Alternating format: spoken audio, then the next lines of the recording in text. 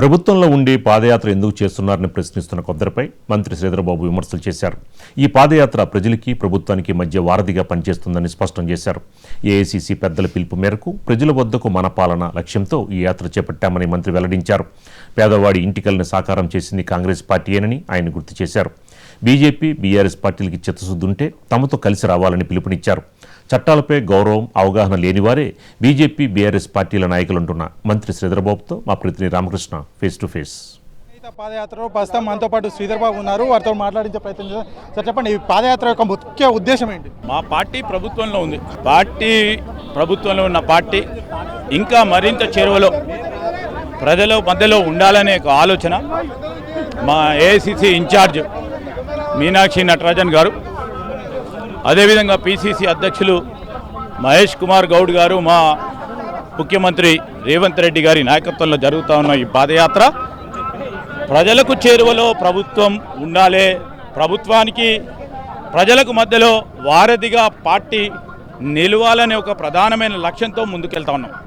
అయితే BRS party మాత్రం 6 గ్యారెంటీలకు ఇది అంతిమ యాత్ర, ఈ పాదయాత్ర అని చెప్పేసి బీఆర్ఎస్ పార్టీ అసలు వాళ్ళకు మాట్లాడే నైతిక హక్కు లేదు. వందలాది హామీలు ఇచ్చి 2014 నుంచి 2018 ఎలక్షన్లో కూడా పూర్తి స్థాయిలో విఫలమై మా హామీల విషయంలో మాట్లాడే నైతిక హక్కు లేదు.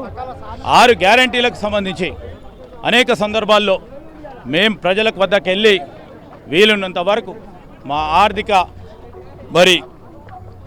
అంశాలను వారి దృష్టికి తీసుకొస్తూ మెజారిటీ గ్యారంటీలను అమలు చేసే కార్యాచరణ తీసుకొని ముందుకు నడుస్తూ ఉన్న వైనం కనబడతా ఉన్న తరుణంలో వీరు ఎవరికి ఇది లాస్ట్ అవుతుంది? బీఆర్ఎస్కు పుట్టగతులు లేకుండా మేము ఈ పార్టీ పరంగా చేసే కార్యక్రమంతో పాటు ప్రభుత్వ పరంగా చేస్తూ ఉన్న అనేక కార్యక్రమాలు వారికి పుట్టగతులు లేకుండా అయిపోతుంది. సార్ ఇంకోటి విషయం చెప్పండి. అయితే ఈరోజు సుప్రీంకోర్టు 10 మంది ఎమ్మెల్యేలకు సంబంధించి తీర్పు ఇచ్చింది కదా, ఈ తీర్పును ఎట్లా మేము ఏదైతే తీర్పు సుప్రీంకోర్టు ఇచ్చిందని మేము ఇప్పుడే న్యూస్లో చూస్తూ ఉన్నాం, దాన్ని గౌరవిస్తాం. ప్రతి అంశాన్ని కూడా తప్పకుండా న్యాయపరంగా ఈరోజు వారు ఇచ్చిన తీర్పును కూడా పూర్తి స్థాయిలో వివరాలను తీసుకొని మేము అప్పుడు స్పందించడం జరుగుతుంది.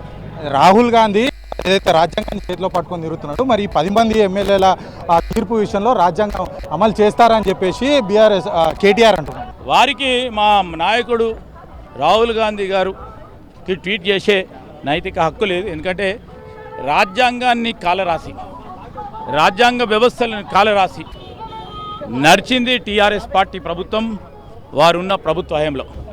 ఈరోజు వారు రాజ్యాంగం మాట్లాడే నైతిక ఎక్కడండి? ఇది 10 మంది ఎమ్మెల్యేల తీర్పు కాంగ్రెస్ పార్టీకి ఉప ఎన్నికలు వచ్చేది రాంది ఎలక్షన్ కమిషన్ నిర్ణయం చేస్తుంది. వీరే నిర్ణయం చేసుకుంటూ వారి శ్రేయోభిలాషి, వారి మిత్ర పార్టీ టీఆర్ఎస్, బీజేపీలు కలిసి ఎన్నికలు రావాలి, వస్తే చూడాలని, ఎన్నికల సందర్భంలో మేము మా పబ్బం గడుపుకోవాలని ఆలోచన చేస్తున్న వారికి మరొకసారి ప్రజలు చెప్పపెట్టు వేరుతారు. బీసీ రిజర్వేషన్ బీజేపీ పార్టీ ఇది కేవలం ఓట్ల కోసం మాత్రమే కాంగ్రెస్ పార్టీ చేస్తుంది. ఒకవేళ బీసీ రిజర్వేషన్ల పట్ల కాంగ్రెస్ పార్టీకి చిత్తశుద్ధి ఉంటే స్టేట్లోనే చేసుకోవాలని చెప్పేసి బీజేపీ చీఫ్. అసలు ఇప్పుడు రాజ్యాంగానికి సంబంధించిన అంశం విషయంలో ఈరోజు ప్రభుత్వ పరంగా మేము రాష్ట్రపతి ఆమోదానికి పంపించడం జరిగింది. బీజేపీ వారిని, టీఆర్ఎస్ వారిని అడుగుతా ఉన్నాం. చట్టంలో చట్టం చేసే పరిధి మాకున్నది, చట్టం చేసినాము, దాన్ని ఆమోదం చేయాలని గవర్నర్ గారికి పంపినాము. గవర్నర్ ద్వారా ప్రెసిడెంట్ గారికి అసెంట్ ఇవ్వమని పంపిస్తే ఇప్పటి వరకు కూడా దానిపైన బీజేపీ స్పందించలేదు. బీజేపీకి కానీ టీఆర్ఎస్కు చిత్తశుద్ధి ఉంటే కేంద్ర ప్రభుత్వంపై ఒత్తిడి తీసుకొచ్చే కార్యాచరణ తీసుకోలేదు, ఒక్కసారి కూడా మాట్లాడలేదు. బీసీలపై చిత్తశుద్ధి ఈరోజు మా కాంగ్రెస్ పార్టీ ప్రభుత్వంపై ప్రధానంగా రాహుల్ గాంధీ గారి ఆలోచన మేరకు మేము తీసుకున్న ఈ ప్రధానమైన నిర్ణయం బీసీలకు రిజర్వేషన్ కల్పించడంతో పాటు ఆర్థికంగా, సాంఘికంగా, విద్యపరంగా, రాజకీయ పరంగా, ఈరోజు ఎంప్లాయ్మెంట్ పరంగా తీసుకొని వారి అభివృద్ధికి తోడ్పాటు చేయాలని ఆకాంక్ష, రాహుల్ గాంధీ గారి ఆకాంక్ష ముందుకు తీసుకెళ్తున్న నేపథ్యంలో ఎప్పుడైనా టీఆర్ఎస్ వారు చట్ట సవరణ చేసింది మా రాష్ట్రం, చట్టాన్ని చేసింది రాష్ట్రం, దీనికి బీజేపీ ఎందుకు ముందుకు వస్తలేదని అడిగినరా?